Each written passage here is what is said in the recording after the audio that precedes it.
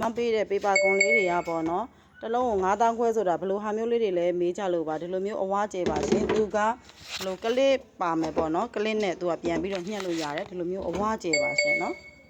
ဒါလေးတွေဆိုလို့ရှိရင်9000ခွဲပါရှင်ဆန်ဆိုလို့ရှိရင်ဆန်လောင်ကျင်တဲ့လူတွေကဆန်3အိတ်တိတိကာပါတယ်မဝေတို့နယ်ဘက်မှာကျတော့ဘယ်လိုမျိုးတွေလောင်လဲဆိုရှင်ခွဲစခွဲတွေလည်းလောင်ကြတယ်ပေါ့နော်ဝယ်မွေးတဲ့သူအဲ့လိုမျိုးဝက်စာကြက်စာအဲ့လိုမျိုးမွေးတဲ့သူတွေလည်းသူတို့တွေလည်းလောင်ကြတယ်ပေါ့နော်ပြီးလို့ရှိရင်ဟိုစားပေါ့လက်သမားတွေပေါ့လက်သမားတွေဆိုလို့ရှိရင်ရေပေါ့နော်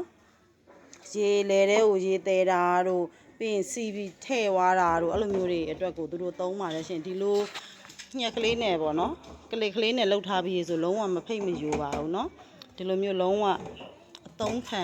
အကျန်းခံပါတယ်เนาะဘလို့ပြချာဘာမှမဖြစ်ပါဘူးရှင်ဒါလေးတွေကတော့ရေဆိုလို့ရှိရင်43ခါလန်ကာပါတယ်เนาะရေ43ခါလန်ကာပါတယ်မဝစ်ရှိမှာတော့လောလောဆယ်အလုံး20လောက်ရမယ်ရှင်တစ်လုံးချင်းဆိုလို့ရှိရင်9000ခွဲပါ10လုံးအထက်ဆိုလို့ရှိရင်တော့မဝစ်တို့ဈေးအနည်းငယ်လျှော့ပေးပါတယ်เนาะဒီမှာပါရှင်ဒါကအပြင်ပုံလေးတွေပါဟုတ်ကျေးဇူးပါရှင်တော့ခါလောက်တော့ရအောင်ဒီမှာပါเนาะ